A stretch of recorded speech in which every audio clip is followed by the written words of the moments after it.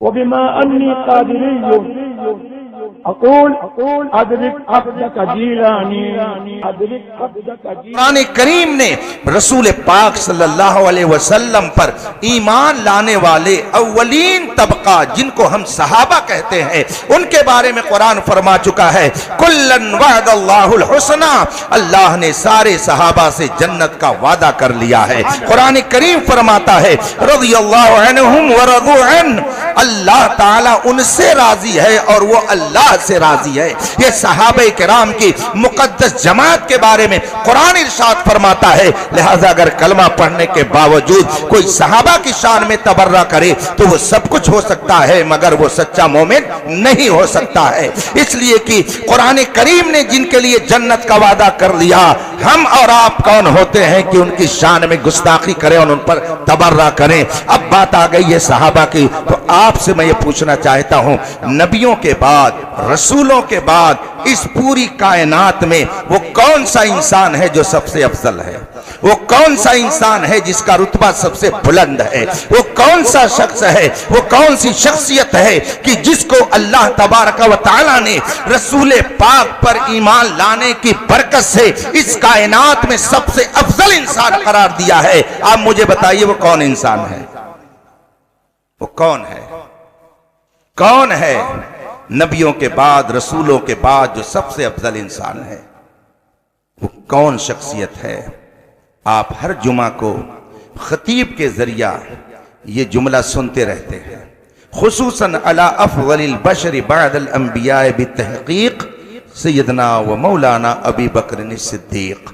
ہر جمعہ کو خطیب خطبے میں یہ پیغام آپ کو دیتا ہے کہ نبیوں کے بعد سب سے افضل انسان حضرت سیدنا صدیق اکبر کی ذات ہے۔ سارے انسانوں میں سب سے عظیم رتبہ نبیوں کے بعد، رسولوں کے بعد سیدنا صدیق اکبر کو ملا ہوا ہے۔ لیکن یہ رتبہ انہیں کیوں ملا؟ روزہ اور نماز کی کثرت کی بنیاد پر نہیں، خود رسول پاک صلی اللہ علیہ وسلم نے ایک موقع پر ارشاد فرمایا ما فاق ابو بکر بکثرت الصلاۃ والصوم ولكن بشيء اقر في قلبه۔ لوگوں سنو، رسول پاک فرماتے ہیں تم لوگ یہ سمجھتے ہو کہ ابو بکر کا رتبہ نماز اور روزے کی کثرت کی بنا پر بڑھ گیا ہے؟ نہیں نہیں، رسول پاک فرماتے ہیں ولیکن بشیء اقر فی قلبی، روزہ اور نماز کی کثرت کی بنیاد پر ان کا مقام نہیں بلند ہوا ہے، اللہ نے ان کے دل میں ایک اسپیشل نور رکھ دیا ہے جو کسی اور کے دل میں نہیں رکھا ہے۔ اسی نور کی بدولت اللہ نے ان کا رتبہ سارے صحابہ ہی نہیں بلکہ انبیاء اور رسولان اعظام کے بعد سارے انسانوں میں سب سے افضل بنا دیا ہے۔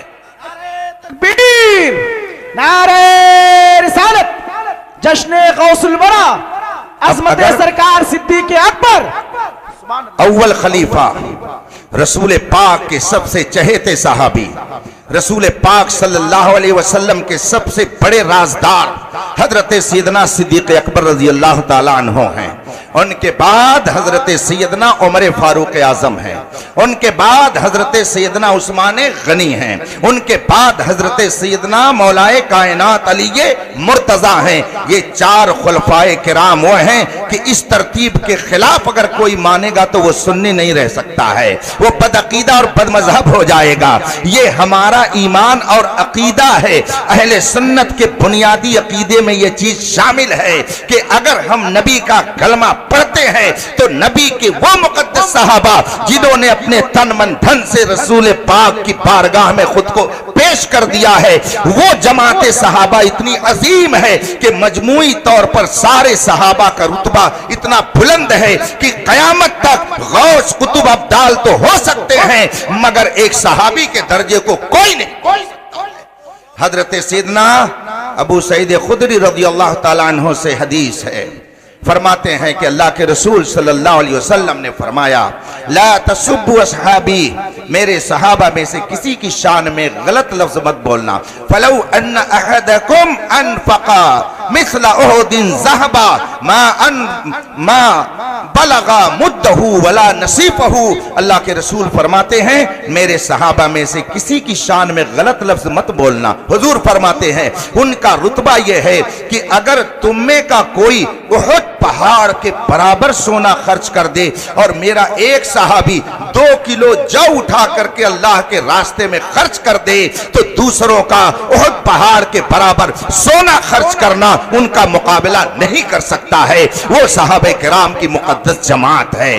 مگر آج کل ایک عظیم بلا ہمارے درمیان آ گئی ہے کہ ہم یہ سمجھتے ہیں کہ اگر صحابہ کی عظمت ہم بتائیں گے، ہم صحابہ کرام میں ان کے درجات کیا ہیں اس کی ہم لوگوں کے درمیان تشہیر کریں گے تو شاید یہ ایمان کے خلاف ہو جائے۔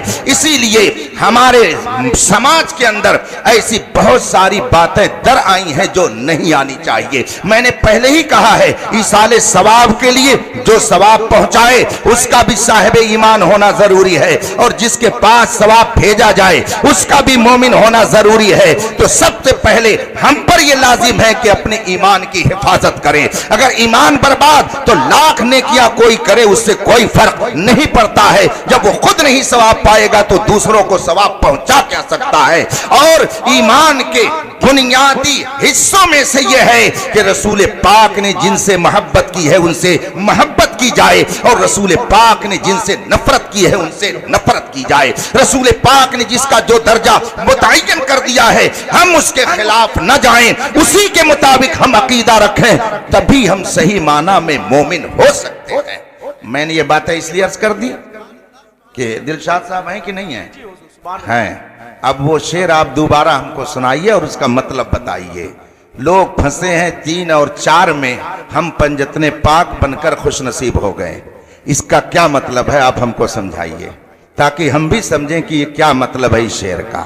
اس شعر کی معنویت کو سمجھائیے کہ اس کا مفہوم کیا ہے، تاکہ اگر کسی کے ذہن میں بدگمانی ہو تو وہ دور ہو جائے۔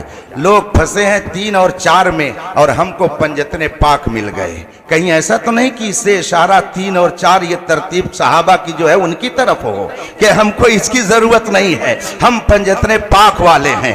آج کل ایک نعرہ لگایا جا رہا ہے کہ ہم صرف مولائی ہیں اور کچھ نہیں جانتے ہیں، ایسی باتیں کہی جا رہی ہیں۔ لہذا ہمیں اپنی محفلوں میں وہ باتیں کہنی چاہیے جس سے عقیدہ اہل سنت کا تحفظ فراہم ہو، بد عقیدگی کو راہ نہ ملے، رافضیت کے لیے راہ نہ کھولی جائے، وہ باتیں کہی جائیں جو مصطفیٰ جان رحمت نے ہمیں عطا فرمائی گے۔ یہ ان کے اوپر انہوں نے کہہ دیا تو اب یہ مطلب ہم کو بتا دیں گے، ہم سمجھ لیں گے، مگر کبھی کبھی غلط فہمی پیدا ہو جاتی ہے۔ اس کا نتیجہ کیا ہے؟ چونکہ الحمدللہ ہم لوگ ہندوستان بھر سے جڑے ہوئے ہیں، سوالات آتے ہیں، اس طرح کے سوالات پہلے ہمارے دارالفتہ میں نہیں آتے تھے، مگر اب بے شمار دارالفتہ میں ایسے سوالات آتے ہیں کہ اگر کوئی صدیق اکبر کو سب سے افضل قرار دے تو لوگ کہتے ہیں یہ گستاخ اہل بیت ہے۔ گستاخ صحابہ نہیں کہتے بلکہ گستاخ اہل بیت کہتے ہیں۔ گویا صدیق اکبر کو صحابہ میں سب سے افضل ماننا یہ اہل بیت کی گستاخی ہے۔ یہ ہمارا عقیدہ نہیں ہے، یہ کسی اور کا عقیدہ ہو سکتا ہے۔ ہمارا عقیدہ تو وہ ہے جو حضرت سید العلماء مارحوی رحمت اللہ تعالی علیہ نے ہم کو بتایا ہے۔